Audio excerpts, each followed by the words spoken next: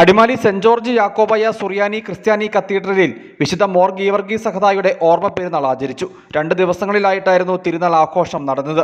പള്ളി വികാരി എൽദോസ് കുറ്റപ്പാല കോർ എപ്പിസ്കോപ്പ തിരുനാൾ കൊടിയേറ്റ് നിർവഹിച്ചു.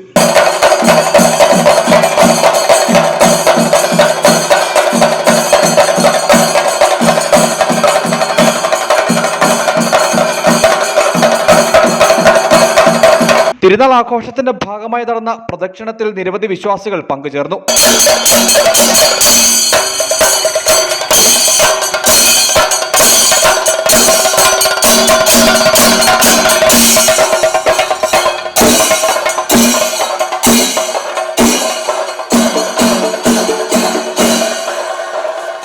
കൊടിയേറ്റിന് ശേഷം ഐസക് മേനോത്തുമാലിൽ കോർ എപ്പിസ്കോപ്പ സന്ധ്യാപ്രാർത്ഥനയും പ്രസംഗവും നിർവഹിച്ചു.